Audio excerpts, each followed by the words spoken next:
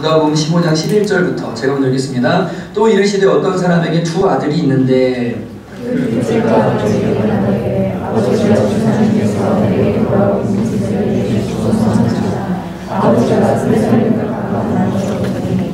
그 후 며칠이 안 되어 둘째 아들이 재물을 다 모아가지고 먼 나라에 가 거기서 허랑방탕하여 그 재산을 낭비하더니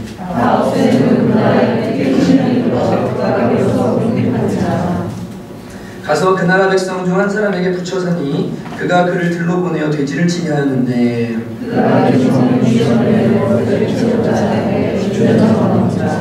이에 스스로 돌이켜 양식이 풍족한 품꾼이 얼마나 많은가 나는 여기서 죽여 주는구나.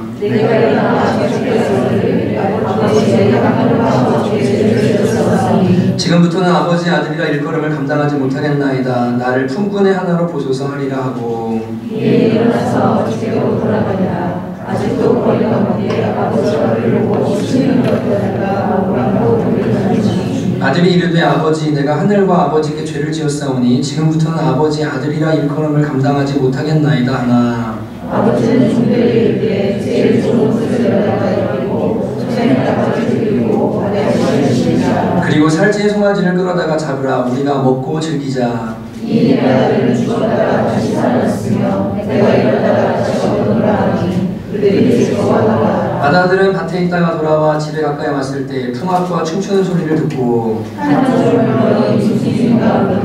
대답하되 당신의 동생이 돌아왔음에 당신의 아버지가 건강한 그를 다시 맞아들이게 됨으로 인하여 살찐 송아지를 잡았나이다 하니 그가 노하여 돌아오고자 하지 아니하거든 아버지가 나와서 원하는데 아버지께 대답하여 이르되 내가 여러 해 아버지를 섬겨 명을 어김이 없거늘 내게는 염소 새끼라도 주어 나와 내 벗으로 즐기게 하신 일이 없더니 아버지의 사진을 천사들과 함께 승려보니 아들이 돌아오게 이를 위하여 살찐 송아지를 잡으셨나이다. 아버지가 이르되 예 너는 항상 나와 함께 있으니 내 것이 다 내 것이로되 이 내 동생은 죽었다가 살아났으며 내가 잃었다가 얻었기로 우리가 즐거워하고 기뻐하는 것이 마땅하다 아니라 아멘. 기도합니다. 하나님 아버지 돌아가야 할 마음의 자리에 대해서 세 번째 설교하고자 합니다.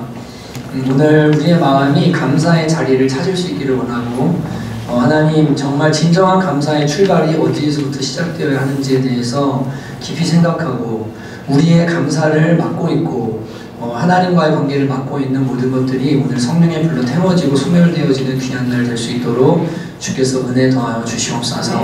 말씀을 들을 때 마음을 여시고 하나님 정말로 그 말씀이 삶에 적용되고 우리의 삶을 변화시키는 역사가 있기를 간절히 원합니다. 주여 교회를 말씀으로 인도하시는 줄로 제가 믿습니다. 주님 오늘 이 말씀이 교회를 인도하여 주시고 이들의 영혼을 인도하여 주시옵소서. 이 시간을 온전히 의탁하고 주님께 맡기며 예수님의 이름으로 기도드렸습니다. 아멘. 오늘은 돌아가야 할 마음자리 세 번째로 감사의 자리에 대해서 함께 말씀을 나누려고 합니다. 우리 교회에 오신 성도님들의 가정들을 제가 바라보면서 감히 말씀드릴 수 있는 한 가지 말씀이 하나 있는데 그것은 자매님들이 먼저 예수님을 믿은 가정들 있잖아요. 신실하게 믿은 가정들, 이 가정들한테 제가 꼭 드리고 싶은, 남편들에게 드리고 싶은 말씀이 있습니다. 그건 다름이 아니라 복음과 교회가 아니었다면 여러분은 벌써 이혼을 하셨을 분들이 진짜 많습니다. 이혼 당하셨을 분들이 진심입니다. 저희가 이렇게 예수님을 믿고 교회가 개척된 다음에 예수님을 믿고 자매들이 주님을 만나는 과정들을 보면서 제자 훈련을 받고 말씀을 나누고 하면서 느끼게 되는 것은 남편들에 대한 그 아픔들 그리고 진짜 이혼하고 싶은 마음 자식 때문에 살죠. 이런 것들부터 시작해가지고 막 엄청 많은데 제자 훈련 받고 하다 보면은 3권쯤 가면서 무슨 일이 생기기 시작하면은 남편을 갑자기 용서하고 말씀을 따라 사랑하고 그리고 막 그 다음에 불쌍히 여기기 시작하고 막 이러면서 어떻게 되냐면 제자 훈련 끄트머리쯤 가서 갑자기 손도 안 잡던 분들이 여행을 같이 가기 시작하고 그 다음에 뭐 가족여행을 가고 그 다음에 남편이 벗어놓은 하루 종일 일하고 와서 벗어놓은 신발만 봐도 막 눈물이 나고 그렇게 하면서 뭐 하냐면 가정에 엄청난 변화들이 많이 일어나는 걸 이제 보게 됩니다. 제가 볼 때 여성분들보다 남성분들이 좀 문제가 많으신 것 같아요. 진짜로요. 그래서 여러분들이 지금까지 가정이 깨지지 않고 이렇게 은혜 가운데 있다는 것을 여러분이 잘나서라고 착각하지 마십시오. 예, 제가 지난 금요일 날 이제 폭탄 던진다고 얘기했잖아요. 저 그냥 이제 제 스타일대로 목회하려고요. 진짜요. 남편분들 정신 차리셔야 되고 감사하셔야 됩니다. 왜 제가 이야기를 하냐면 지금 드는 예화가 하나 있는 이 예화가 아내를 싫어하는 남편의 이야기예요. 근데 사실은 아내들이 남편이 더 싫거든요. 근데 이제 이 예화를 하면은 맞아 나도 마누라 바꿨으면 좋겠어 이런 생각을 하실 분들이 있을까봐 그런데 여러분 집 나가면은 고생이고요. 여러분들 여러분의 아내 조강지처 떠나서 여러분들 어디 가서 환영받으실 것 같으세요? 돈 있고 뭐 있을 때는 모르겠지만 여러분 누가 여러분 보고 여러분을 좋아하겠습니까? 착각하지 마십시오. 여러분 진짜로 지금 아내가 예수 믿고 있기 때문에 복음 안에 있기 때문에 가정이 깨지려고 할 때 교회에 왔기 때문에 주님 때문에 교회 때문에 우리 가정이 살아있고 내가 이렇게 은혜 입고 있구나. 남편들 겸손한 마음 가지시기를 주님의 이름으로 축복합니다. 진심입니다. 제발 부탁드립니다. 이제 예화를 하겠습니다. 하나님께 어떤 사람이 남편입니다. 기도를 막 미치도록 하기 시작했습니다. 이 남편이 너무 지극정성으로 기도를 하는 거예요. 그 사람의 기도가 너무 지극해서 하나님께서 어느 날 그의 소원을 들어주시려고 나타나셨습니다. 그리고 남자에게 말씀하셨습니다. 네 소원이 무엇이냐? 내가 3가지 소원을 들어주겠다라고 하나님께서 이 남자에게 응답을 해주셨습니다. 그러자 이 남자는 너무 기뻤습니다. 이제 무슨 소원을 아뢰까 막 생각을 하다가 첫 번째 소원을 아뢰기로 했습니다. 아마도 이 남편이 아내가 되게 싫었나 봐요. 그래가지고 첫 번째 소원을 아뢰습니다. 하나님 응답하셨습니다. 왜? 제가 첫 번째 소원을 아뢰겠습니다. 말해봐라. 하나님 저 소원이 있습니다. 지금 마누라를 데려가시고 새 마누라를 저한테 주시기 바랍니다. 라고 하나님께 기도를 했대요. 그냥 이제 만들어낸 이야기예요. 그랬더니 하나님께서 그 소원대로 그 아내를 데려가신 겁니다. 소원이니까 들어주셨어요. 그런데 이제 돌아가시나 뭐라 장례를 치르겠죠. 장례를 치르는데 주변 사람들과 가족들과 사람들이 다 와가지고 아내 이야기를 하는데 그 죽은 아내에 대해서 너무 많이 칭찬하고 너무 좋은 얘기를 많이 하는 거예요. 그런 사람은 없었어. 그런 사람 없었어. 3일 동안 장례를 치르다 보니까 이 남편의 마음에도 이 아내가 정말 좋은 사람이었구나 라는 생각이 들게 된 겁니다. 그래가지고 하나님께 기도를 합니다. 하나님 왜? 저 2번째 소원이 있습니다. 그게 뭐냐? 죽은 아내를 살려주십시오. 그래가지고 2번째 소원을 사용을 하게 됩니다. 그래서 죽은 아내를 다시 살려서 아내로 받게 됩니다. 그리고 나니까 소원이 몇 개가 남았어요? 이제 1개가 남죠. 하나님께 절호의 찬스를 받은 거예요. 무슨 소원이든 이루어주실 수 있는 그 응답을 받았는데 단 1개의 소원이 남은 겁니다. 여러분은 무엇을 구하시겠습니까? 2개를 잘못 썼어요. 어떻게 쓰시겠어요? 하나는 잘못 썼고 하나는 바로잡기 위해 썼어요. 네, 남은 소원을 무엇을 위해서 쓰시겠습니까? 이 사람이 고민을 하면서 기도했습니다. 내가 이 소원, 3번째 소원은 뭘 요청하면 좋을까? 이제 하나밖에 안 남았는데 무엇을 달라고 하는 게 좋을까라고 생각해봤지만 도저히 무엇을 구해야 될지에 대해서 찾을 수 없었습니다. 그래서 이 사람이 하나님께 기도했습니다. 이렇게 했습니다. 하나님 응답하셨어요. 왜? 제가 하나님 소원이 하나 있습니다. 그래, 마지막 소원이다. 잘 얘기해라. 이 사람이 이야기합니다. 하나님, 제가 저한테 제일 필요한 게 뭔지를 제가 잘 모르겠으니까 하나님께서 저한테 제일 필요한 걸 구할 수 있도록 좀 가르쳐주세요. 뭘 기도하라고, 뭘 구하라고 하나님이 좀 가르쳐주세요 라고 이야기를 했습니다. 그러자 하나님께서 이 사람에게 이렇게 말씀하셨습니다. 지금 받은 은혜에 감사하는 마음을 달라고 기도해라. 지금 받은 은혜에 감사할 수 있는 마음을 달라고 기도해라.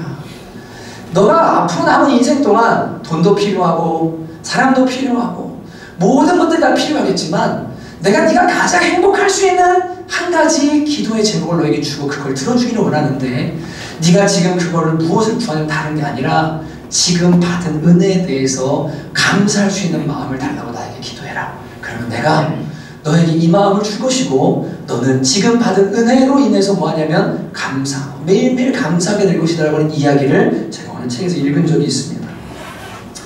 여러분, 이렇게 기도하고 나니까 이 사람이요, 현재 내 처지 이대로 감사합니다. 이대로 분에 넘칩니다. 너무나 행복합니다. 라고 하면서 삶이 뭐가 되기 시작하냐면 천국이 되기 시작했다는 이야기를 합니다. 여러분, 감사하는 사람의 삶은 천국인데 불평하는 사람의 삶은 지옥이 되기 시작합니다. 우리가 2주 동안 십자가와 금요일날 겸손에 대해 이야기했지만 이 십자가의 자리 그리고 겸손한 마음을 가진 사람들은 정말로 모든 주어진 것들이 감사하게 되는데, 십자가를 잃어버린 채 교만한 마음을 가진 사람들은 눈이 높아지고 마음이 높아져서 내 삶에 주어진 모든 것들이 만족하고 감사하지 못하는 채 계속해서 뭐냐 불평하게 되거든요. 그래서 지옥에 되는 거예요. 그래서 사람의 마음이 천국이냐 지옥이냐는 다른 게 아니라 감사하는 마음이 있느냐 아니면 불평하는 마음이 있느냐, 이 두 가지에 따라 완전히 달라지게 되는 것을 우리는 보게 됩니다. 여러분, 이제 추수감사주일이 다가오는데 저는 오늘 여러분과 이 말씀을 통해서 여러분에게 인본주의적인 감사에 대해서 저는 이야기하려고 하지 않습니다. 여러분, 무슨 새옹지마처럼 뭐 좋은 일 따면 나쁜 일 오고 나쁜 일 따면 좋은 일 오니까 좀 잘 뒤집어 생각해봐. 그냥 다 합력의 선을 이루실 거야. 그냥 무조건 감사해. 덮어놓고 감사해. 이런 이야기를 오늘 하려는 게 아니라 이 말씀을 통해서 우리가 어떻게 해야 진짜 감사할 수 있는 사람이 되고 그리스도인들이 가진 감사의 뿌리가 정말로 어디에 있는지, 그 감사의 근원이 어디에서 출발되어야 일생 동안 감사를 잃지 않고 살 수 있는지에 대해서 이 본문을 통해서 오늘 함께 살펴보려고 하는 겁니다. 여러분, 오늘 이 누가복음 15장의 성경 말씀은 이 말씀을 다른 사람에게 하신 게 아니라 바리새인과 서기관들에게 주신 말씀입니다. 15장 1절과 2절을 보시면 모든 세리와 죄인들이 말씀을 들으러 가까이 오니 바리새인과 서기관들이 수군거려 이르되 이 사람이 죄인을 영접하고 음식을 같이 먹는다 하더라. 바리새인과 서기관들은 하나님 아버지의 마음을 알아야 되고 예수님을 이 땅에 보내셔서 죽은 영혼들이 살아나고 이방인들이 돌아올 때 그 모습을 보면서 하나님의 마음으로 같이 기뻐하고 같이 천국 잔치에 참여해야 되는 사람들인데, 이들이 그 하나님의 마음을 느끼고 기뻐하기보다 도리어 예수님과 죄인들을 보면서 욕하고 비난하고 불평하고 원망하면서 그런 모습들을 보이자 주님께서 이 세 가지 비유를 통해서 바리새인과 서기관들에게 말씀을 하신 거예요. 첫째는 잃은 양의 비유죠. 양 100마리가 있는데 한 마리 잃었어. 그거 찾아오면 잔치하지 않겠냐. 하나님이 잃은 양을 찾아오길 원하신다. 두 번째는 10드라크마가 있는데 결혼대 받는 겁니다. 예물입니다. 10개 중에 한 개의 가치가 중요한 게 아니라 10개 중에 하나가 없으면 10개가 완성이 안 되는 겁니다. 이거 완성의 개념입니다. 하나님 나라는 영혼들이 구원받아 완성되는 거거든요. 그런데 그 한 영혼 완성하기 위해서 남은 한 명까지 찾으신 아버지의 마음에 대해서 예수님이 말씀해 주십니다. 그리고 오늘 여러분과 제가 잘 아는 세 번째 말씀인 잃어버린 탕자의 비유를 통해서 하나님께서 얼마나 잃은 영혼에 대한 마음이 있으신데, 그런데 바리새인과 서기관 너희들, 맏아들 같은 너희들, 큰아들처럼 기뻐하지 않은 너희들 지금 마음속에 불평이 가득하고 원망이 가득한데 너희들 지금 문제가 있어 라고 바리새인과 서기관들을 향해서 주신 말씀이 누가복음 15장에 나오는 말씀이고, 그게 이 세 번째 비유에 아주 크게 들어있는 것을 우리가 이제 보게 됩니다. 여기에 나오는 첫 둘째 아들인 재산을 가지고 나가서 이게 방탕하고 돌아온 아들은 이방인들과 예수님 이후에 예수님 통해 돌아올 사람들, 죄인들을 말하고, 세리와 창녀들, 서기관, 이 사람들을 말하고, 맏아들은 바리새인과 서기관들, 이스라엘 백성들을 말합니다. 이제 이 개념을 가지고 이제 말씀을 우리 가운데 적용하는 과정들을 함께 살펴보기를 원합니다. 내용은 이렇습니다. 어떤 사람은 두 아들이 있었습니다. 근데 여러분, 둘째가 아버지한테 이렇게 말한 거예요. 아버지 언젠가 저한테 재산을 주셔야 될 텐데 그 재산 좀 일찍 좀 땡겨주세요. 저 빨리 재산 받고 싶어요 라고 이야기를 한 겁니다. 제가 보니까 둘째가 좀 다 문제가 많아요. 네, 꼭 그런 건 아닌데, 근데 문제가 많다가 둘째가 다 이렇게 부모님을 다 봉양하고 건사하더라고요. 여러분, 둘째가 좀 문제가 많은 것 같아도 둘째한테 기대를 가지세요. 제가 이렇게 목회하고 보면서 느낀 건데 이상하게 둘째들이 잘 되더라고요. 첫째도 잘 되는데 둘째가 잘 되는 거 많이 봅니다. 근데 이 둘째가 문제인데 이 둘째가 진짜 좀 이 철이 없는 것 같아요. 여러분, 아버지가 돌아가셔야 유산을 받잖아요. 근데 이 아들이 가서 어떻게 이렇게 말한 겁니다. 아버지 언젠간 죽을 텐데 그 죽고 나서 저한테 주신 유산 있지 않습니까? 그거 좀 저한테 주십시오라고 이야기합니다. 유대인들은 유산을 줄 때 어떻게 주냐면 장자한테 2목, 나머지 형제들한테 1몫씩 나눠줍니다. 예를 들어 150만 원이 있으면 아들이 2명이잖아요. 그러면 2명이니까 큰아들한테 2몫을 줘야 되잖아요. 그럼 얼마 줘요? 100만 원을 주고 작은 아들한테 50만 원을 주는 겁니다. 만약에 200만 원이 있는데 아들이 3명이에요. 그럼 어떻게 주냐면 큰아들한테 100만 원 주고, 그죠? 두 아들에게 50만 원씩 주는 겁니다. 무조건 형제의 2배를 장자한테 주게 되어 있습니다. 그러니까 지금 이 아들이 요청한 건 뭐냐면 아버지 재산 3분의 1을 달라는 얘기가 다름이 없는 거예요. 죽으면 주실 그 재산을 좀 미리 주세요라고 이야기를 한 겁니다. 여러분, 이게 얼마나 나쁜 이야기고 못된 이야기고 흔히 말하는 4가지가 없는 말인지 아버지가 돌아가시기도 전에 지금 재산을 달라는 거예요. 여러분, 누군가가 부모님이 임종할 때 자식들이 와가지고 그 앞에서 야, 집은 어떻게 할 건데? 야, 이거 부조들, 이거 조의금 들어오고 이거 어떻게 하는 건데? 네 손님 많이 와서 내 손님 많이 와서 막 싸우고 막 난리를 쳐보세요. 이거만한 부류가 어디 있습니까? 돈 문제 가지고. 근데 이 큰 작은 아들이 아버지가 돌아가시지도 않았고 돌아갈 기미도 보이지 않는데 건강하세요. 와가지고 뭐라고 한 거냐면 아빠 언젠간 죽을 거 아닙니까? 근데 저한테 그 재산 좀 빨리 주시면 안 되겠습니까? 이 안에는 무슨 마음이 있는 거냐면 아버지가 빨리 죽었으면 좋겠어요. 대놓고 말 안 하죠. 왜요? 나 자유롭게 살고 싶고 얼른 아버지가 죽으면 남길 저 돈 가지고서 내 마음대로 좀 살고 싶은데 아버지가 죽지 않아요. 언제 죽을지 모르겠어요. 그러니까 뭐예요? 그냥 빨리 재산 주세요. 나 아버지 품에서 떠나서 내 마음대로 좀 살고 싶으니까 아버지 없다고 생각할게요. 여러분, 이게 끊겠다는 얘기죠. 지금 죽은 사람이 유산을 주는데 죽은 자처럼 여기겠다는 겁니다. 그런 지금 요청을 이 둘째 아들이 아버지한테 와서 한 겁니다. 근데 여러분, 이 아버지가 이걸 허락을 합니다. 왜 그랬는지 모르겠지만 이 아버지가 아들한테 재산을 나누어 줍니다. 그런데 여러분, 이 아들이 어떻게 했냐면 성경에 보니까 며칠이 못 되어라고 이야기합니다. 며칠이 안 돼가지고요, 재산을 싹 정리를 하더니 그걸 가지고 이방 나라로 가서 허랑방탕을 산 거예요. 그리고 돈을 막 무슨 쓴 겁니다. 그리고 나서 그렇게 막 무슨 썼는데 돈이 다 떨어지고 나니까 친구도 떨어지겠죠. 여러분, 돈 있을 때나 여러분들 가서 환영받고 여러분이 밥이라도 사고 좋은 차 타고 뭐 할 때 사람들이 여러분 옆에 있는 것 같지만 돈 떨어지고 아무것도 없어져 보세요. 그때 진짜가 나타나거든요. 여러분, 돈으로 사귄 친구는 돈 떨어지면 사라집니다. 영으로 사귄 친구는 천국까지 갑니다. 교회 안에서 만난 사람들이 그래도 중요합니다. 여러분, 세상 만남은 세상의 목적을 가지고 만나요. 이 탕자가 아무리 좋은 사람들 많이 만났겠죠. 근데 돈 떨어지고 힘없어지니까 가가지고요, 도와달라고 하니까 안 도와줘요. 그래서 이 탕자가 먹을 게 없고 입을 게 없고 갈 데가 없어서 어디로 갔냐면 그 나라가 흉년이 들었는데 돼지 치는 사람에게 가서 그 사람 밑에서 돼지를 치면서 종살이 하면서 배가 고파서 쥐염 열매를 먹으려고 뭐 하냐면 그 열매를 먹으려고 그거를 얻으려고 했는데 그것조차 주는 사람이 없는 비참한 지경에 이르게 됩니다. 그때 이 아들이 가만히 생각해 보니까 우리 아버지 집에는 양식이 풍족한 품꾼이 엄청 많은 거예요. 품꾼이. 품꾼이라는 건 뭐냐면 여러분, 집에서 종사하는 종이 아니라 오늘 말씀을 잘 기억하셔야 돼요. 그래야 제가 전하는 메시지는 뒷부분에 다 이렇게 논리적으로 이렇게 한다면 빵 이거거든요. 잘 들으셔야 돼요. 예, 품꾼은 뭐냐면 집에서 사는 종이 아니에요. 동네 이렇게 일하는 사람 중에 너 와 오늘부터 일해, 며칠간 일해, 계약직 쉽게 말하면, 예, 와가지고 며칠간 일해. 이 사람은 삶이 안정된 것도 아니에요. 그러나 일을 하기 위해서 이 집에 부름을 받아서 뭐냐면 반일하듯이 들어서 일하는 사람은 품꾼이라고 말합니다. 그러니까 집에 있는 종도 아니고 그냥 그 집의 계약직으로 일하는 품꾼만 봐도 먹을 거 주고 일하는 동안 잘 못 주고 정말로 모자름없이 사는데 내가 지금 가만히 보니까 내 처지가 이게 뭐냐. 나 집으로 돌아가야 되겠다. 아버지께로 돌아가서 살아야 되겠다 생각을 하고 이 아들이 어떻게 말을 준비하면 이렇게 준비한 거예요. 아버지, 제가 하늘과 아버지께 죄를 지었습니다. 저를 종 중에 하나가 아니라 품꾼 중에 하나로 여겨주십시오.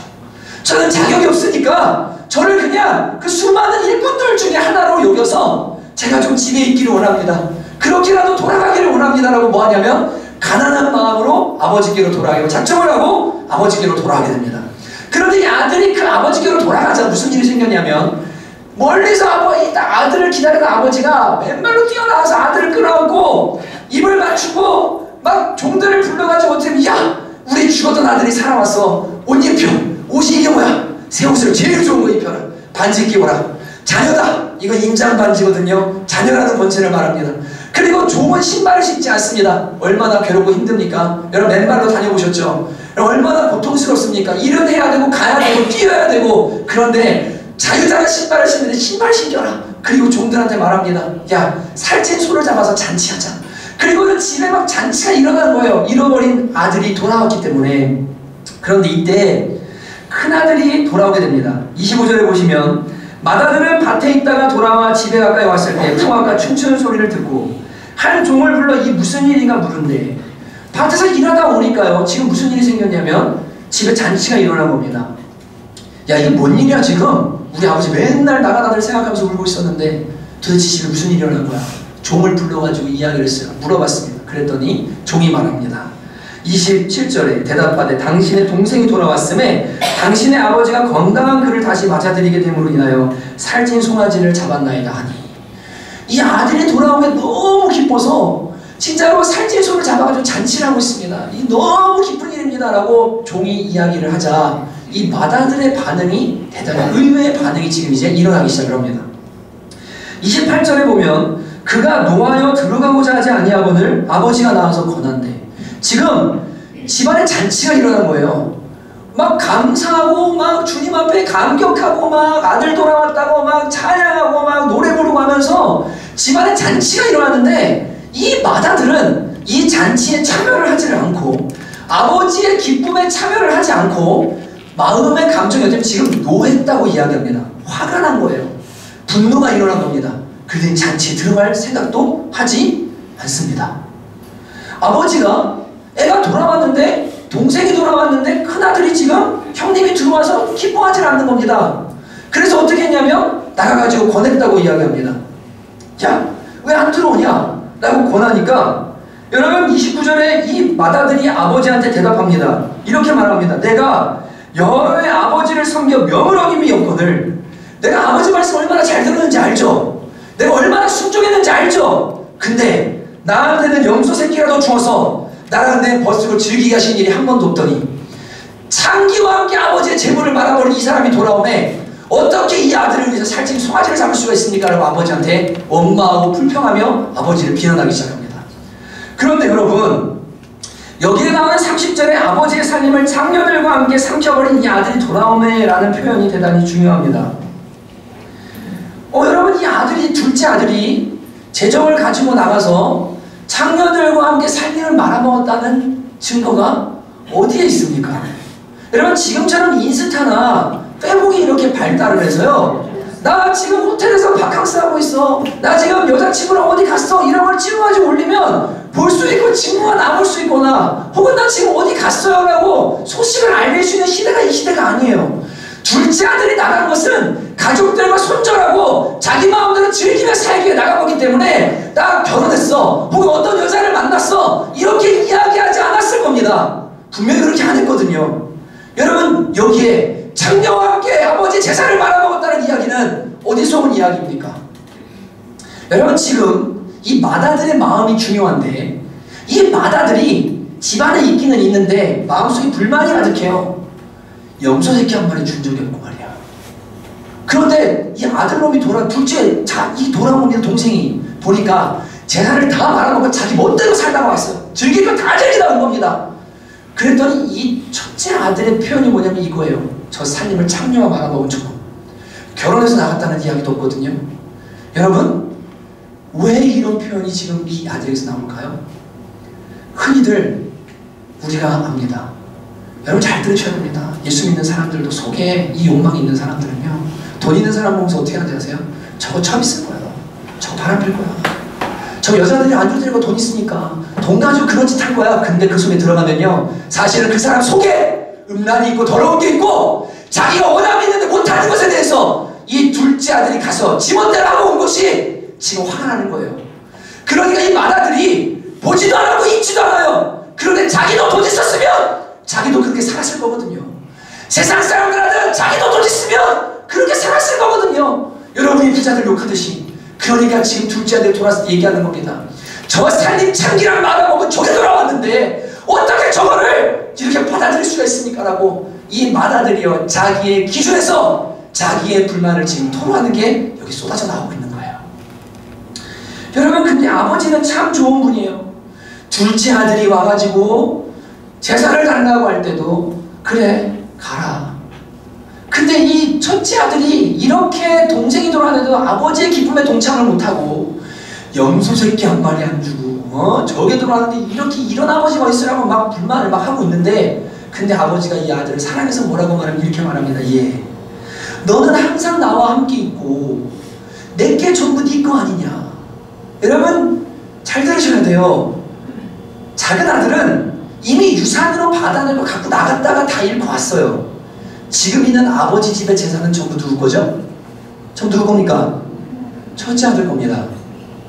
마음껏 누릴 수 있고 이거는 첫째 아들을 위한 겁니다. 이미 둘째 아들은 자격이 없어요. 이건 전부 다 누구 거냐면 첫째 아들 겁니다. 그런데 이 첫째 아들은요, 여기에 대해서도 생각을 안 한 건지, 아니면 이 둘째 아들이 돌아와서 나누게 될까봐 걱정이 된 건지, 이유는 모르겠지만 불만을 가지고서 막 아버지한테 원망을 해요. 그러니까 아버지가 말한 게, 야, 너는 항상 나랑 있잖아. 그리고 여기 있는 게 다 네 거잖아. 누릴 게 너무 많잖아. 근데 너 나한테 염소의 새끼 한 마리 달라고 해본 적 있어? 너 왜 이렇게 마음이 상한 거야? 너 왜 그러는 건데? 너 이러다 지금 자식이 돌아온 거야. 이거 기뻐해야 되는 게 맞는 거 아니야? 같이 즐기자. 근데 여러분, 결말은 어떻게 되는지 몰라요. 요나처럼 이 첫째 아들도 잔치에 들어갔는지 안 들어갔는지 모른 채로 뭐하냐면 오늘 이야기가 열린 결말로 끝나버리고 맙니다. 여러분, 이 맏아들의 태도, 이게 이제 우리가 점검해야 되는 마음의 태도입니다. 이 태도, 바리새인과 서기관들을 하시는 거거든요. 이미 믿고 있고 하나님 축복을 많이 받았고 하나님께서 이미 주신 것들을 누릴 게 너무나 많은데 그걸 발견하지 못하고 보지 못한 채 탕자가 돌아왔을 때 원망하고 불평하면서 하나님을 향해 막 원망하고 있는 이 바리새인과 서기관들의 마음, 이게 맏아들의 마음인데, 이게 감사하지 못하게 만드는 마음이고 이게 하나님을 원망하게 만드는 마음이기 때문에 이 마음의 뿌리가 어디에 있는가를 살펴보고 저와 여러분의 삶을 돌아보는 일이 오늘 필요한 겁니다. 여러분, 한번 생각해 보십시오. 작은 아들과 맏아들은 정말 차이가 있습니다. 감사를 하는 데 있어서 출발에 차이가 있습니다. 지위를 잃었다가 죽을 고생을 하고 뭐하냐면 돌아와서 자녀로 회복이 될 때 이 막내 아들, 둘째 아들이 구한 둘째 아들의 마음의 자리가 어딘지 아세요? 자녀의 자리가 아니에요. 둘째 아들의 마음은 어느 자리냐면 품꾼 중에 하나라도 되면 좋겠다. 나는 죄인인데 아버지한테 씻을 수 없는 죄를 지었는데 우리 아버지 집에 품꾼 중에 하나라도 되면 좋겠다. 그렇게만 돼도 내가 너무 감사하겠다. 이게 작은 아들의 마음의 출발의 자리입니다. 여러분, 그런데 작은 아들이 그렇게 죄를 짓고 아버지를 떠나서 아버지로 돌아왔을 때 아버지가 신분을 회복시켜주고 옷을 입혀주고 송아지를 잡아주고 지혜를 회복시켜줄 때 여러분, 이 자녀가 받는 그 느낌이 어떤 느낌이겠어요? 나는 품꾼 중에 하나만 돼도 좋겠는데 왜 나한테 이런 사랑을 주시지? 왜 이렇게 해주시지? 나 너무 과분한데라고 하는 게 이 맏아들의 마음인 거예요. 둘째 아들의. 그런데 맏아들의 마음은 어떠냐면 아들이에요. 그런데 감사하지 않아요. 누리는 게 너무 많아요. 주신 게 너무 많아요. 항상 아버지와 함께 있고 집안에 있음으로 인해서 늘 이 아들은 아버지와 함께 똑같이 주인 대접받고 종들이 머리 숙여 인사하고 아버지의 산에서 좋은 거 먹고 항상 편안한 삶을 삽니다. 나중에 아버지가 돌아가시고 나면 이 아들을 위해 준비된 유산도 많이 있습니다. 너무 풍성한 게 많아요. 그런데 이 큰아들은 그걸 알지도 못하고 누리지도 못해요. 위치는 아들인데 아들로서 누려야 될 것들과 아들로서 감사해야 될 것들의 감사가 없어요. 두 사람의 마음의 자세가, 위치가 벌써 뭐합니까? 달라요. 둘째 아들은 종에게서 출발해요. 죄인에서 출발해요. 그런데 첫째 아들은 아들에서 출발해요. 그러니까 뭐합니까? 지금 마음의 감사의 정도가 뭐하냐면 다른 겁니다. 제가 이렇게 신앙생활을 목회하면서 느끼는 게 있습니다. 모태신앙으로 자라난 분들 있잖아요. 모태신앙으로 자라난 분들, 이런 분들이 예수 믿는 것이 왜 감사한지에 대해서 잘 모르시더라고요. 너무 안타까운 거예요. 복음 안에서 평생을 살아왔다는 게 얼마나 감사한지를 잘 모르더라고요. 좀 이따 그게 왜 그런지를 이유를 말씀을 드릴게요. 이 맏아들처럼 아버지 집에 항상 살아왔는데, 그래서 아버지의 보호하시는 은혜 가운데 너무 아름답게 자라났는데 그걸 감사를 모르는 거예요. 모태신앙으로 자라고 교회 생활 열심히 하고 교회 안에서 살면서 큰 죄 안 짓고 바깥에 나가서 아주 방황하지 않고 살아온 많은 신앙인들이 구원의 은혜에 감격이 있으십니까? 자녀된 감격이 있으십니까? 하나님 만난 감격이 있으십니까? 라고 물어보면 이 감격이 너무 약한 걸 느끼게 됩니다. 그리고 이렇게 말합니다. 바울처럼 큰 죄를 짓든가 아주 썩을 죄인이 돼가지고 막 세상에 그냥 구렁텅이에 막 빠졌다가 그렇게 회복이 되면 저도 좀 십자가의 감격과 구원의 은혜를 감사하게 될 텐데 차라리 그렇게라도 했으면 좋겠습니다 라고 말하는 안타까운 사람들을 봅니다. 여러분, 저는 우리 교회 사역자들이 많이 있지만 제가 제일 좋아하고 다 좋아합니다. 근데 기대하는 사람이 하나 있어요. 다 기대합니다만 특히 기대하는 사람이 누군지 아세요? 김성민 강도사예요. 왜냐하면 술 한 잔 마셔본 적이 없어요. 평생 동안. 담배 한 번 펴본 적이 없어요. 목사님 받고 자라면서 깨끗하게 살았어요. 저는 술독에 빠져 살았거든요. 대학 때.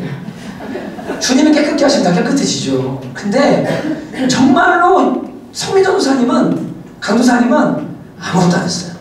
교제도 어떻게 했냐면 저는 막 살았는데 성민 전도사님은 난 결혼할 사람은 사귈 거야. 물론 중간에 좋아하는 사람 몇 명 있습니다.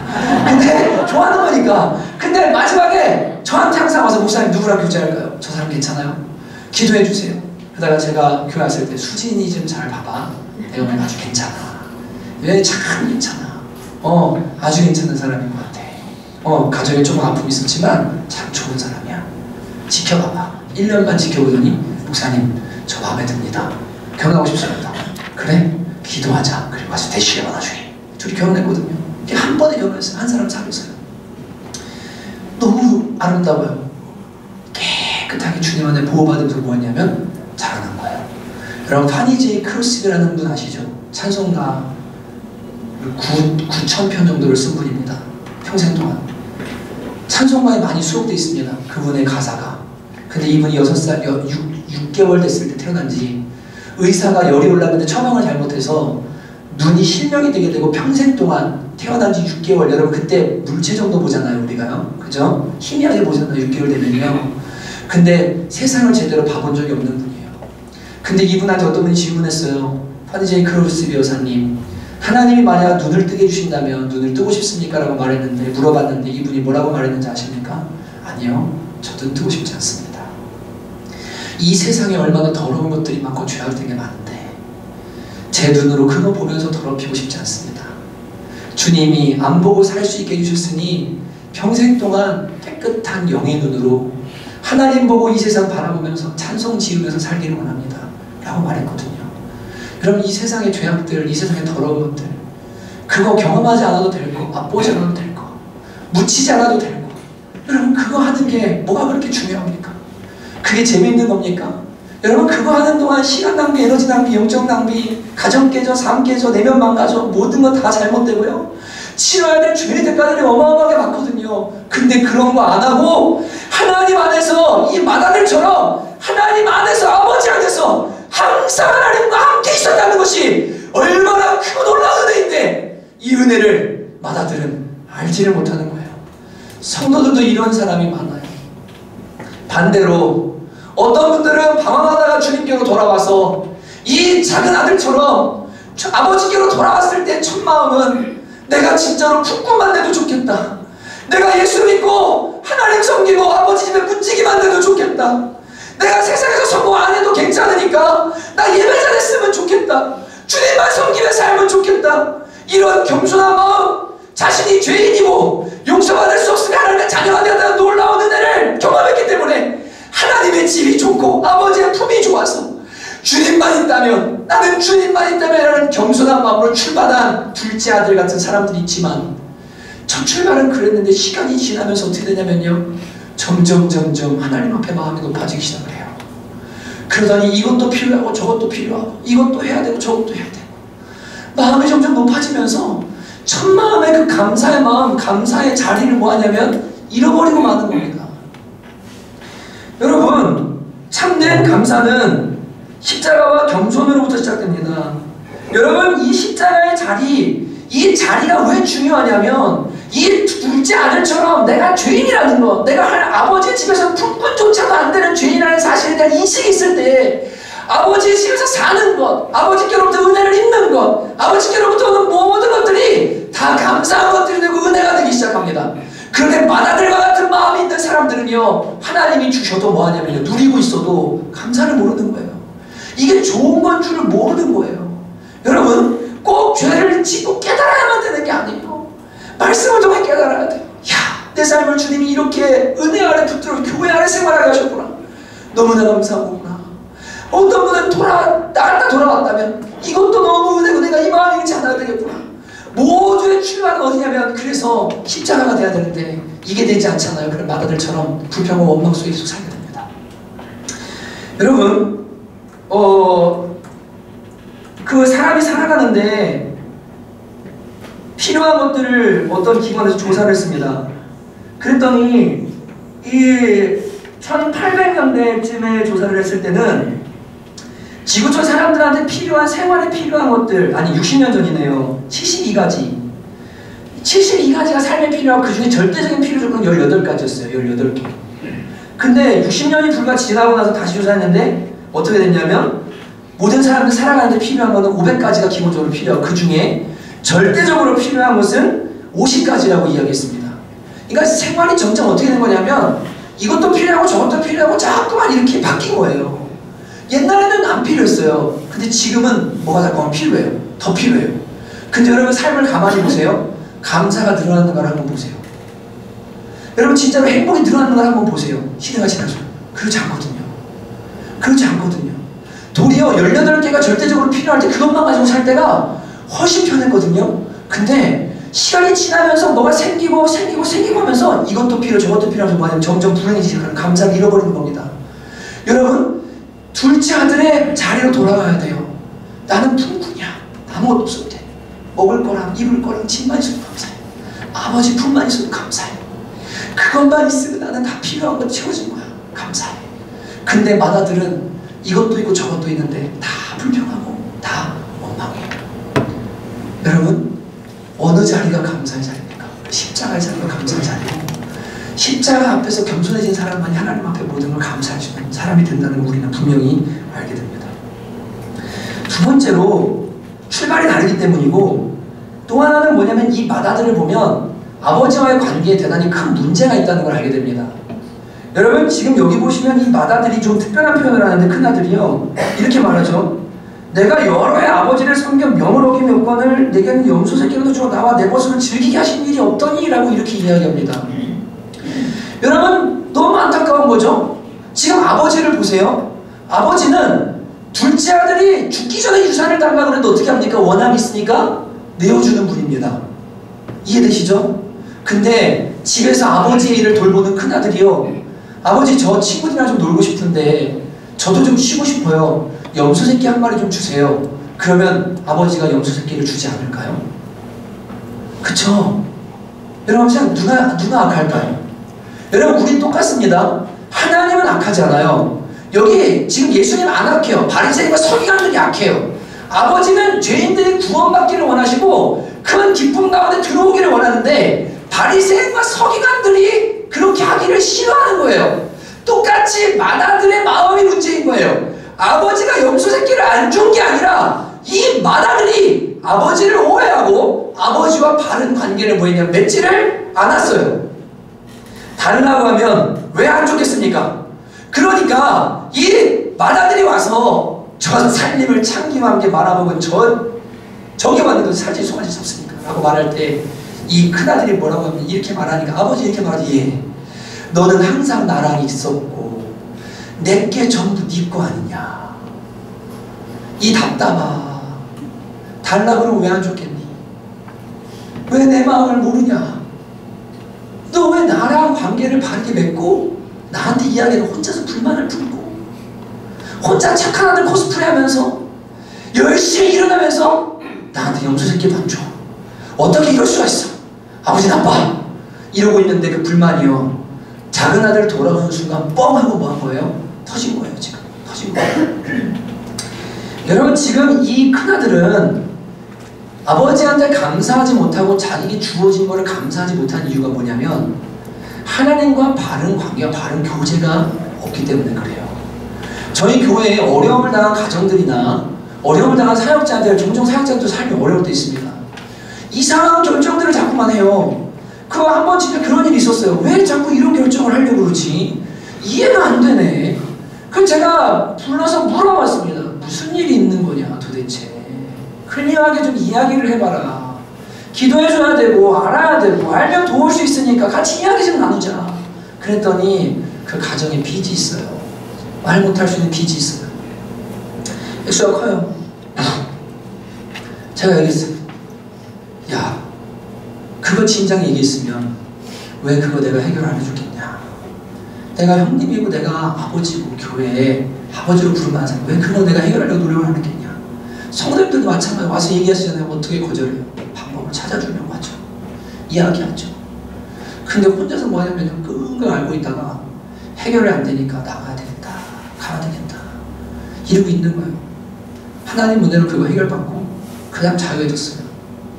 여러분, 제가 안타까운 게 뭔지 아십니까? 하나님께도 똑같고 사람과도 똑같은데 정직하고 클리어한 교제가 중요한데 마음에 있는 것을 그대로 나누면요 문제가 안 생겨요. 지금 이 둘째 아들은 잘하는 거 하나도 없지만 둘째 아들이 한 게 뭔 줄 아세요? 나가고 싶을 때 아버지 저 답답해 못 살겠으니까 얼른 유산 주세요. 이게 미친 겁니다. 근데 잘한 거예요. 적어도 이 둘 맏아들처럼 속에 불 맞고 염소 새끼 한 마리 아주 나쁜 아빠라고 생각하면서 그렇게 하면서 자기 혼자 아버지를 오해하고 병든 삶을 살지 않았어요. 아빠 저 돈 좀 주세요. 저 나가고 싶어요. 그래 갔다 와. 언제가 오겠지. 보냈어요. 여러분 근데 돌아올 때도 어떻게 합니까? 돌아가야 될 생각이 드니까 정직하게 어떻게 합니까? 나를 품꾼 중에 하나 좀 써주세요. 저 좀 받아주세요. 그럼 돌아오는 거예요. 이게 정직함이죠. 여기 회복 있고 은혜가 있죠. 근데 이 맏아들은 어떻게 합니까? 여러의 아버지를 섬겨 명을 어김이 없지만 어떻게 나한테 염소새끼 한 마리 안 줍니까? 아버지 진짜 못했습니다 라고 하는 이 중심에는 아버지와 마음의 교제, 인격의 교제, 내 마음을 클리어하게 나누고 피로들을 나누고 또 함께 대화하면서 아들과 자식의 관계를 제대로 못 맺었기 때문에 뭐하냐면 이렇게 된 것을 우리는 알게 됩니다. 교회 안에 똑같은 사람들이 많습니다. 여러분 예수 믿고 나서 잘 들으셔야 돼요. 하나님과 바른 교제 안 해요. 하나님과 마음을 나누는 교제 안 해요. 주님의 도우심 못 받아요. 기도 생활도 안 해요. 그리고 이렇게 말합니다. 왜 저 가정은, 왜 저 집은 죄도 많은 것 같고 문제도 많은 것 같은데 왜 저기는 남편이 돌아옵니까? 왜 저기는 더 잘 됩니까? 왜 저 참기랑 살림 말아먹은 것 같은 저 가정은 주님 은혜를 주시고 왜 교회를 섬긴 나는 은혜를 안 베푸십니까? 라고 이해하는 사람들을 많이 봅니다. 여러분 그런 사람들 잘 들으셨는데 여러분이 진짜 하나님과 생명의 교제를 아버지와 자녀의 교제를 맺고 무엇이든 이야기하고 나누고 대화하면서 아버지로 만족하고 아버지의 도우심으로 살고 아버지의 은혜로 살아가는 삶을 진짜로 살고 있는지를 제대로 돌아보셔야 됩니다. 남들이랑 비교하면서 왜 이래야 돼? 왜 저래야 돼? 작은 딸이랑 비교하면서 왜 이래야 돼? 저래야 돼? 자기 속에도 막 그 불만이 가득 차 있는 채로 하나님과 관계도 망가져 있고 이웃과의 관계도 망가져 있는 사람들이 교회 안에 진짜 많아요.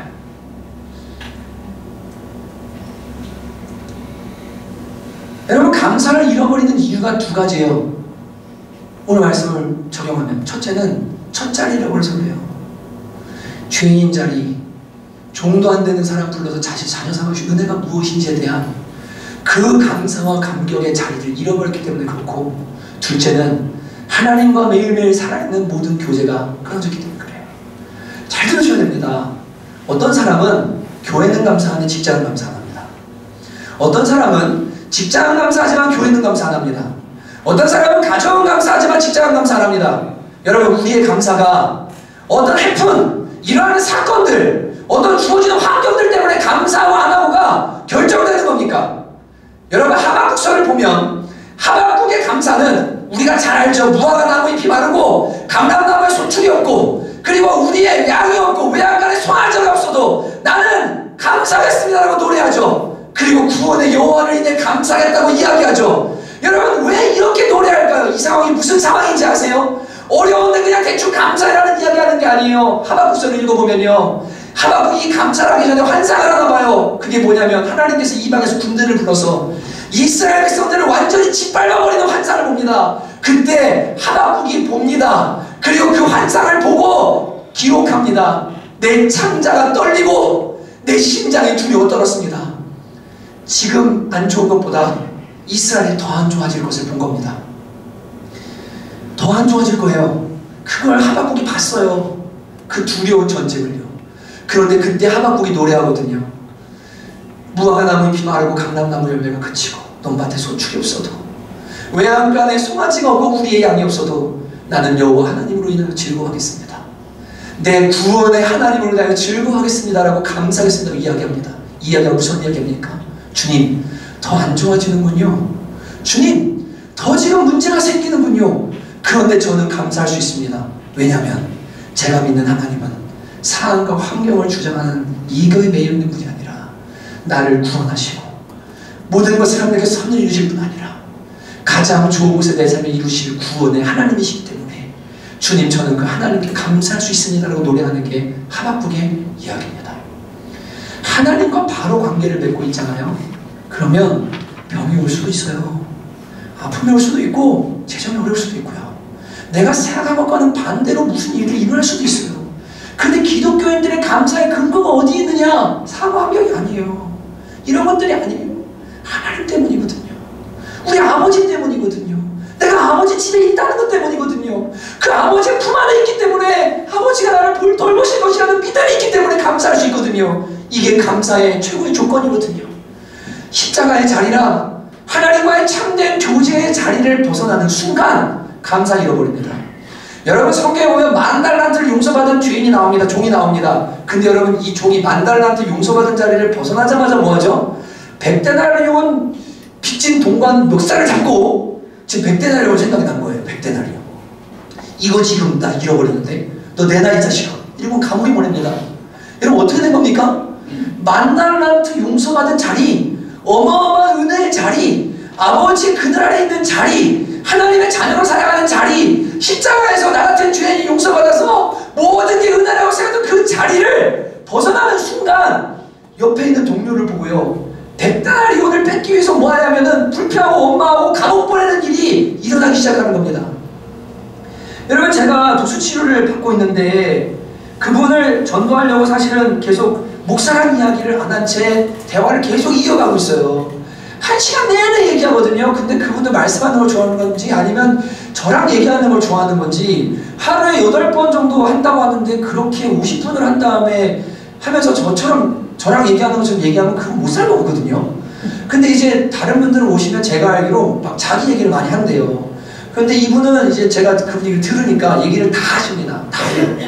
근데 안 믿는 분이에요. 그리고 여기 중동에 살아요. 여기 토박입니다. 성남. 그리고 저보다 4살 어립니다. 우리 80 또래 많잖아요. 몇 명이죠? 네, 80 또래 많잖아요. 4살 어리세요. 그 80 또래 많으시는 우리 교회. 저 위에 올라 섬기는 분들이 많습니다. 동갑들입니다. 예, 근데 그분이 자녀가 3살, 6살이에요. 얘기하다가 제가 몸이 아파가지고 저 제주 한 달 좀 다녀오려고 생각 중에 있습니다. 쉬려고 합니다. 가기 전에 좀 치료받고 그렇게 하려고 합니다. 했더니 자기가 작년에 제주살이를 알아봤대요. 그때는 지금 가격에 거의 2배 이상이더라고요. 하도 유행을 해가지고. 근데 못 갔대요. 근데 그러면서 삶의 얘기를 쭉 나누는데 이분이 한 얘기가 하나 있어요. 그게 뭐였냐면, 저 깜짝 놀랐어요. 믿지 않는 사람이 이렇게 얘기했거든요. 제가 초등학교 때 친구들 연락하는 사람 거의 없습니다. 여러분 어떠세요? 중학교 친구 연락하는 사람 거의 없습니다. 고등학교 친구 몇 명 연락합니다. 그 대학교 친구 몇 명 연락하는데 그 총 합쳐도 5명밖에 안 됩니다. 이래요. 그러면서 자녀 교육에 대한 이야기를 하거든요. 그랬더니 옛날에 김수홍 목사랑 다른 분 해주신 얘기를 저한테 똑같이 이분이 하는 거예요. 믿지 않는 사람인데. 예, 저는 우리 애들 아침부터 학교 가가지고 이거 가방 메고서 쭉 돌아다니는 이거 그렇게 중요하지 않다고 생각하거든요. 제주살이 얘기하면서 얘기를 하게 된 거예요. 왜 그런 생각을 하셨어요? 수학 없어도 다 살더라고요. 전공 가지고 사는 사람 거의 없더라고요. 아무리 성공해도 그렇게 큰 부자 되는 사람 많지 않더라고요. 인생이 그냥 다 그렇게 밥 세끼 먹고 자기 하고 싶은 일 하면서 그렇게 살아가는 거더라고요. 그래서 저는 큰 욕심 안 부립니다. 그래서 저희 아이들 지금 학교 보낼까 안 보낼까 돼서 3살, 6살인데 지금부터 고민하고 있다는 거예요.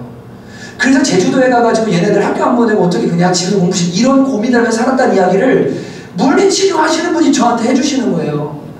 여러분, 제가 여러분한테 이 이야기를 왜 하냐면 예수 믿으면서 너무 욕심들이 많아요. 너무 많은 거를 필요로 해요. 너무 불만이 많아요. 여러분, 제가 얘기하는데 여러분의 삶이 지금보다 더 좋아지지 않아요. 진짜 죄송해요. 여러분의 삶이 경제적으로 뭐 어마어마한 일이 일어나지 않는 이상 엄청 좋아지지 않아요. 남편이 50대신 분들 좀 있으면 명퇴합니다. 식당 해야 되나 뭐 해야 되나 고민하게 될 겁니다.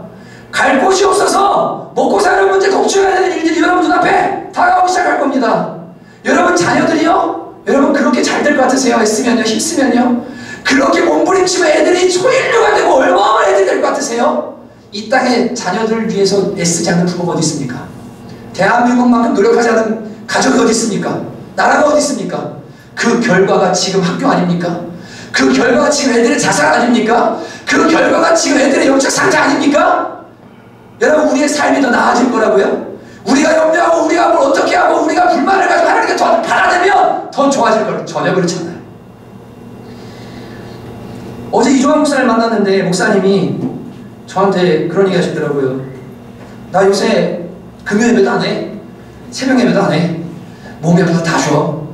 간암으로 돌아가실 걸 몇 번 겪으셨거든요.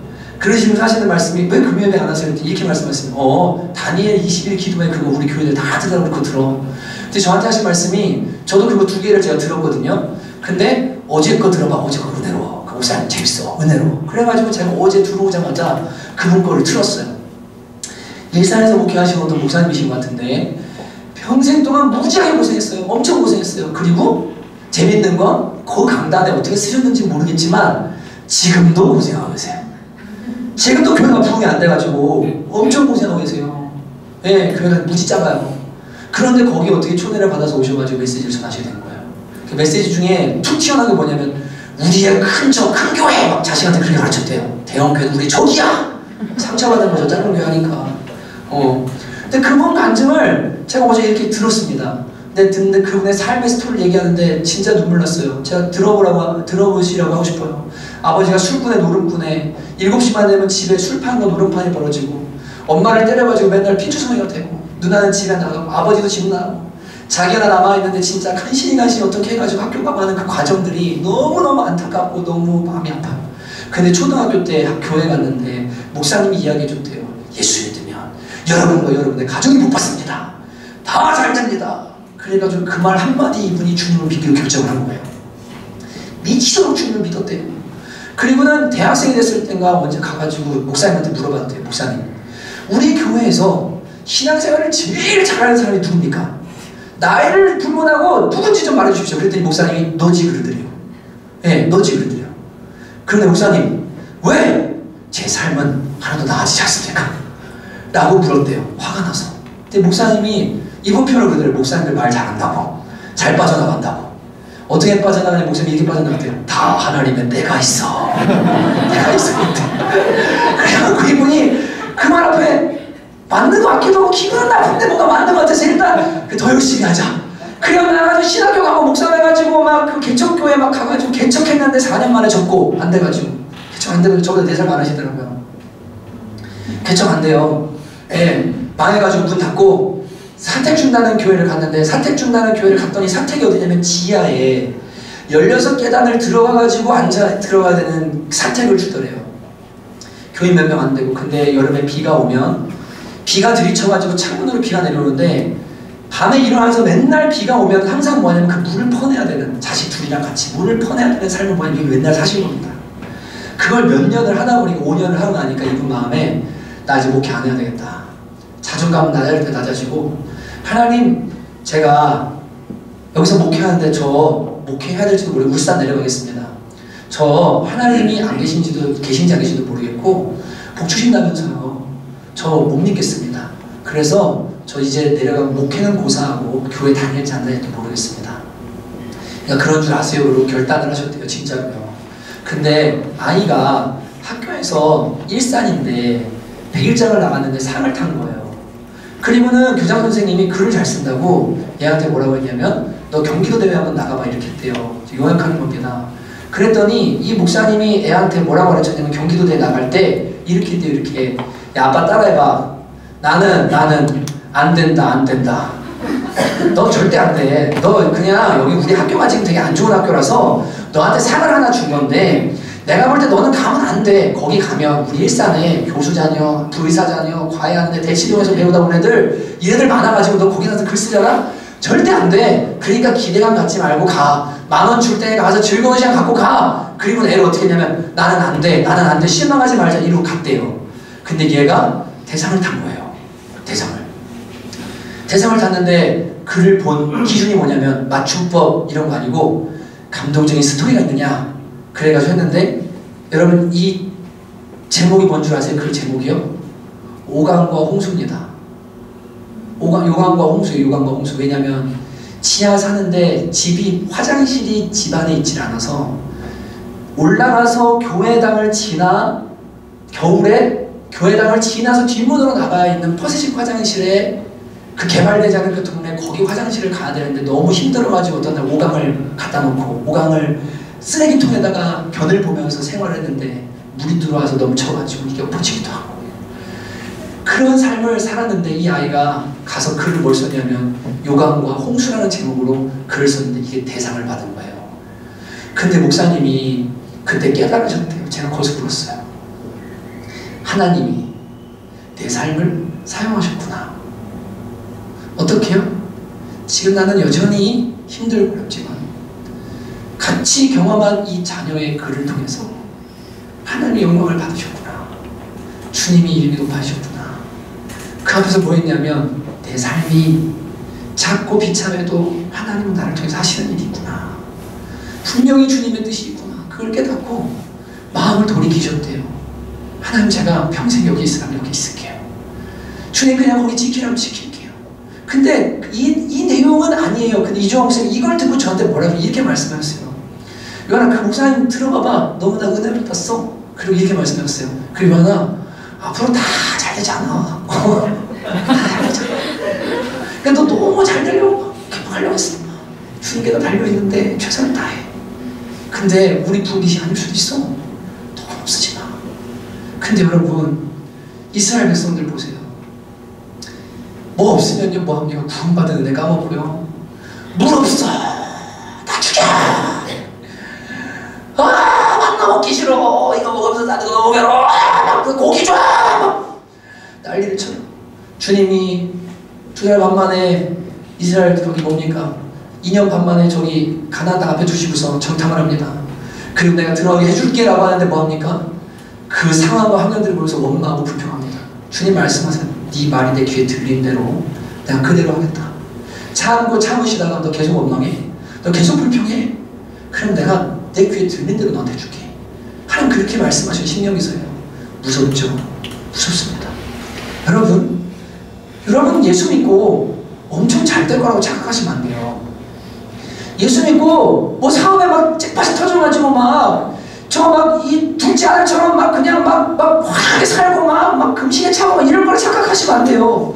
예수 믿는 그 길도 아닐 뿐더러 그렇게 안 돼요. 그렇게 되게 하시는 사람들, 특별히 은혜를 주시는 사람들이 있는데 그거는 재정을 통해 주님 하시는 일 있어도 그렇죠. 모두 다 그렇게 되라고 하시는 게 진짜 아니에요. 제가 단언하고 얘기하는데 여러분 중에 여기서 10억 이상 벌 사람들 많지 않아요.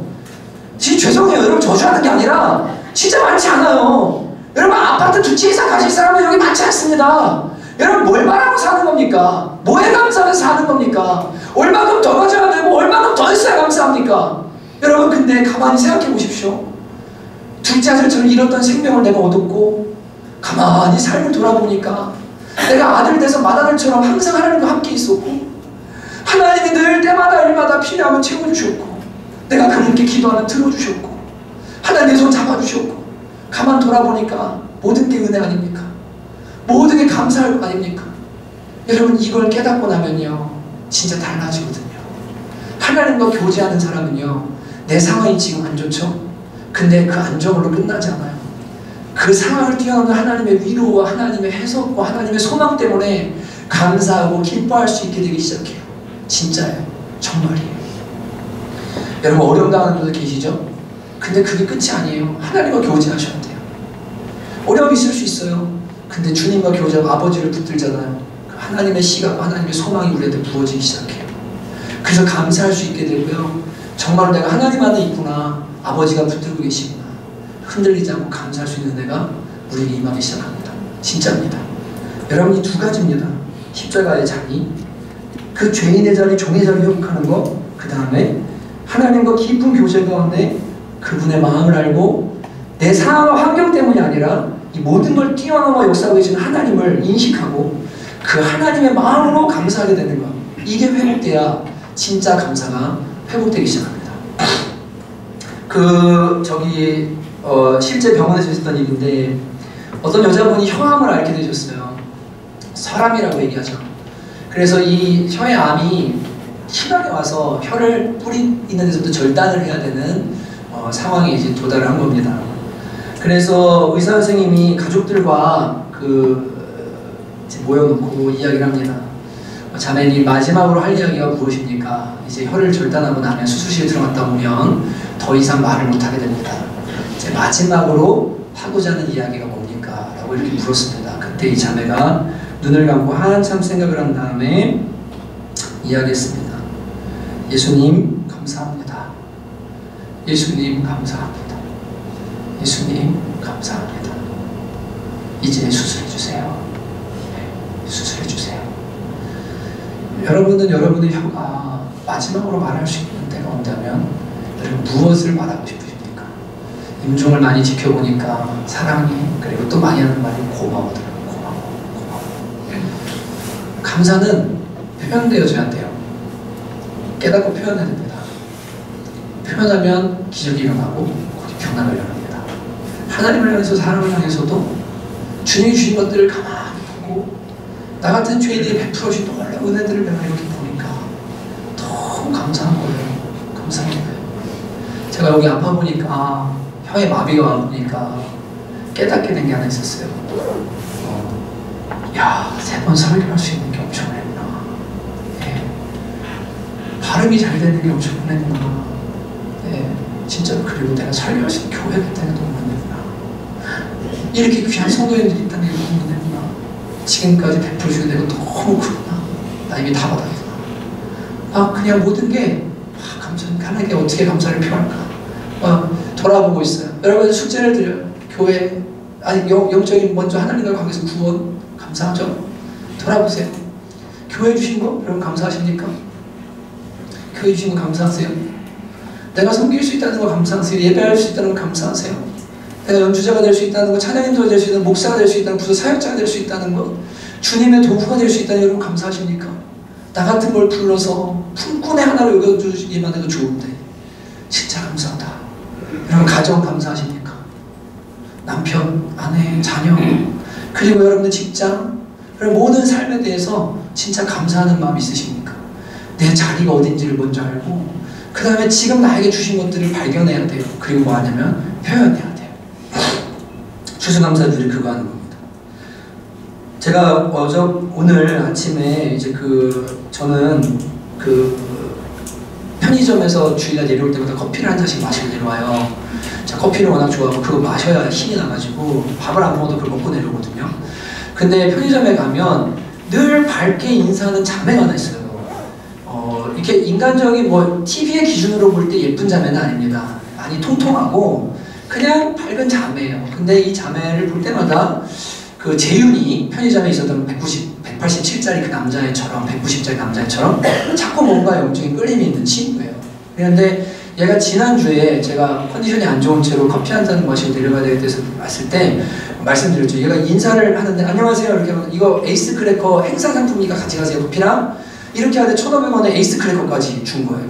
근데 얘가 밝게 인사를 하는데 그 순간 제 마음에 진짜 좀 무거웠던 마음이 확 사라졌거든요. 야, 인사가 이렇게 힘이 있구나. 쟤는 참 얘가 특별하다 이런 마음을 가졌는데 여러분 가게 하시는 분들 진짜 중요한 것 같아요. 기분이 안 좋은 사람이 밝게 인사를 줬는데 그 순간에 갑자기 모든 게 다 새로워지는 거예요. 제가 경험을 했거든요. 근데 그렇게 했는데 이 자매가 자꾸 생각이 남아요. 그리고 봤어요. 근데 그게 2주 전이죠. 그리고 볼 때마다 좀 얘기하고 싶은 데란 마음이 들었어요. 오늘은 제가 내려오기 전에 마음을 먹고 갔어요. 25,000원을 준비를 해서. 가지고 이렇게 가서 커피 한 잔 주세요. 커피 딱 줘요. 딱 놔두고 딱 내린 다음에 했습니다. 언제부터 일했어요? 그러니까 자매가 5개월 됐습니다. 얘기해요. 그래서 근데 주일날 제가 못 봤던 이유는 그렇게 커피를 마시고 나는데 이게 5개월만큼 된 건 아니거든요. 얼마 안 됐거든요. 주일날 커피를 내려오는 거는. 아 그래요? 주말에 본 적이 있는 것 같은데 주일에도 이렇게 5개월 동안 일했는지 몰랐네요. 그랬더니 예, 근데 자주 뵈서 자기는 제 얼굴을 기억을 하고 있대요. 그래서 제가 얘기했죠. 어떻게 편의점 일하게 됐냐고 물어보고 얘기를 하니까 이런 얘기를 얘기하다가 다음 주에 그만둔대요. 다음 주 주일날까지. 저도 다음 주일까지 성남에 있을 텐데, 월요일에 갈 텐데, 타이밍이 딱 맞아요. 그리고 주님이 말문을 트게 해주신 것 같아요. 그래갖고 제가 얘기를 했어요. 그러냐고. 왜 다음 주까지 있냐고 하니까 그 사장님이 최저 시급도 안 준대요. 그 시급 사장님이. 그래갖고 나쁜 사장님이에요. 그래갖고 최저 시급도 안 줘가지고 일을 하긴 했는데 너무 화가 나서 도저히 안 될 것 같아서 이제 그만두려고요. 막 시간이 있었으면 뭐 노동청에 신고를 해서 어떻게 하고 이렇게 하려고 하다가 일단 다음에 얘기하자 그러고 이제는 그러냐고 그랬습니다. 그러고는 제가 얘기를 했어요. 그러냐고 힘들겠다고. 그러면서 내가 좀 감사를 표현하고 싶은데 왜 그러냐고 그러길래 사실 지난주가 지난주에 너무 몸 힘들고 아파가지고 내려오는데 컨디션이 안 좋았는데 자매가 나한테 인사를 해줄 때 내가 너무 기분이 좋아졌어요. 그래서 예배를 내려가는데 너무 내가 기분이 좋아가지고 에너지가 막 회복됐어 진짜. 그래서 그 감사를 좀 표현하고 싶은데 나도 어렸을 때 편의점에서 일하면서 밤새 일하면서 학교 다닌 적이 있어서 익숙해요. 남일 같지 않아요. 재윤이 혹시 알아요? 그러니까 예 알아요. 걔도 내가 관계맺어 교회는 잘 안 나오는데 그 친구랑도 지금도 연락하고 만나요. 이러면서 25,000원을 제가 주면서 오늘 맛있는 거 먹어요. 그동안 일하느라고 고생했네요. 최저시급도 안 주는데 오늘 좋은 하루 돼요. 그랬더니 눈물이 그렁그렁 하면서요. 막 감사하다고 연신하면서 뭐 하냐면 하는 거예요. 지난주에 목 시술을 받고 있는 중에 CJ 대한통운 택배 기사님이 우리 동네에 있습니다. 김용진 씨가 연락이 왔습니다. 택배가 왔습니다. 어떻게 할까요? 담너머로 던져주세요. 그랬더니 착불입니다. 그리고 계좌를 보내왔습니다. 계좌를 보내왔어요. 그래서 3,400원을 넣어주세요. 제가 이렇게 누워있는데 3,400원을 본 순간 23,400원을 제 통장에서 이제 송금을 했습니다. 그리고 또 이야기했어요. 기사님, 늘 저희 집에 택배를 배달해 주셔서 감사합니다. 오늘은 들어가실 때 치킨 한 마리 드시면 좋겠습니다. 들어가셔서 오늘 가족들이랑 치킨 한 마리 드시고 행복한 저녁 보내시면 좋겠습니다. 그랬더니 이분이 또 문자가 왔어요. 오늘 선생님 때문에 너무 즐겁고 행복한 날을 제가 보냅니다. 피로가 사라집니다. 그래서 뭐 하냐면 감사하다고 이렇게 문자가 옵니다. 그분이 매일 이름을 보거든요. 이유한 가지고 참 예수님 사람인가? 나중에 목사라는 걸 알면 너무 더 좋겠죠. 네. 제가 드리고 싶은 이야기는 다른 게 아니고 여러분 사랑을 표하고 감사 표현하는 거 어렵지 않아요. 하나님께도 사람에게도 이번 주에 기도하시면서 은혜를 구하고 하나님의 마음을 달라고 기도하세요. 그래서 첫째는 십자가의 첫자리로 돌아가는 거. 그 다음 그런 나에게 베풀어 주신 지금까지 주신 은혜가 얼마나 큰지를 발견하고 교회와 가정, 직장 여러분이 속한 모든 곳에서 1년 동안 주신 은혜를 생각하고 감사를 표현할 수 있고 그래서 그 표현함으로 뭐 하냐면 감사가 막 배가 되어지는 거예요. 서로. 네, 하나님을 향해서도 또 이웃을 향해서도 서로 만나도 그런 축제가 다음 주 추수감사주일에 우리 교회 가운데 있게 되기를 주님의 이름으로 축복합니다. 여러분 맏아들의 자리에서 얼른 내려오세요. 그리고 빨리 둘째 아들의 자리로 그 마음으로 내려가셔야 됩니다. 같이 시간 찬양하고 기도할 텐데 오늘 남녀 원례가 있습니다. 시간이 조금 지났지만 은혜가 중요하죠. 은혜 받으면 다 좋아지는데 은혜 안 받고 우리가 뭐 하면 너무 힘들잖아요. 우리 찬양하고 기도했으면 좋겠어요. 그 생명과 바꾼 주의 사랑을 위하는 찬양이 있습니다. 같이 이 찬양 부를 텐데 1절을 부르실 때는 나 같은 죄인을 위해서 십자가를 지신 예수님과 하나님 아버지의 사랑을 생각하면서 우리가 찬양합시다. 2절을 부를 때는 주님이 내 삶에 베풀어 주신 은혜들 항상 함께 해주시고 모든 것을 허락하신 은혜를 생각하면서 같이 찬양하기 원합니다. 같이 함께 찬양합시다. 생명과 바꾼 주의 사랑을 잊지 않게 하소서. 나를 위해 흘렸던 주의 눈물 잊지 않게 하소서. 주의 긍휼과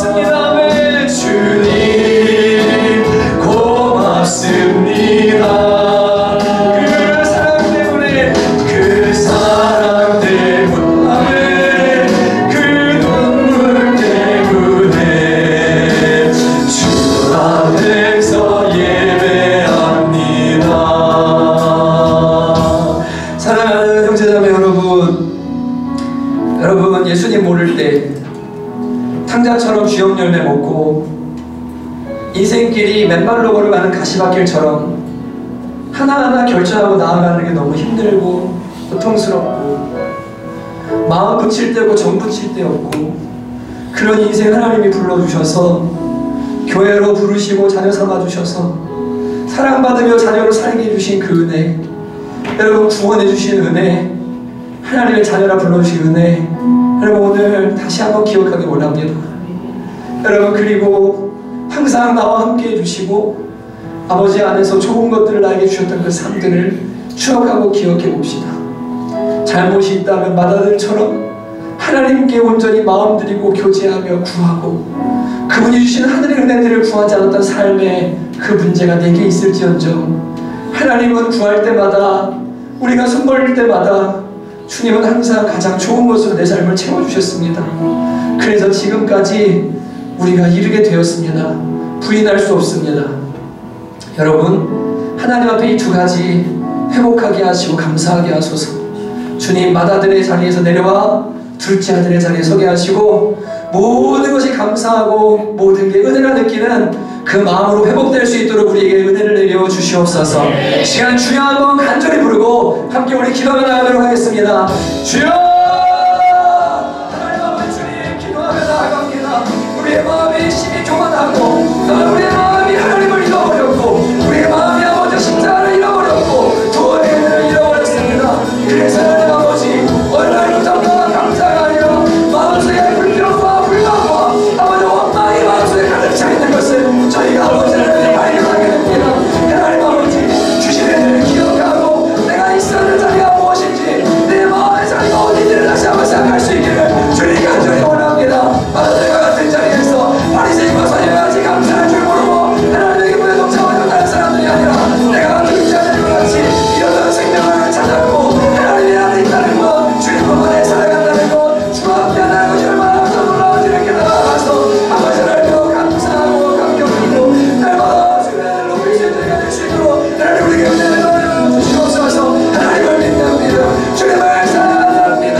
아버지, 주님을 신뢰하는 믿음으로 살아갈 수 있는 은혜를 주시기를 간절히 원합니다. 하나님 아버지, 은혜를 더하여 주옵소서. 아버지 하나님, 저희들의 마음을 이 시간에 용서케 하시고 감사의 마음이 이루어지는 것을 도와주시기를 하나님 간절히 기도하고 원합니다. 아버지 하나님 감사합니다. 하나님 감사합니다. 주님 감사합니다. 주님 감사합니다. 아버지, 여러분, 우리의 자리는 만달란트 용서받은 자리고 둘째 아들의 자리입니다. 주님, 저를 주님들의 품꾼의 하나로 여겨주시기만 해도 감사합니다. 그런데 어느 날부터인가 자녀를 넘어 진짜로 감사할 줄 모르고 불평하고 원망하고 더 안 준다고, 그리고 더 높여주지 않는다고, 이 세상 것들 더 많이 못 갖는다고 하나님 원망하고 불평하며 살아가는 사람들이 있다면 여러분 회개하셔야 됩니다.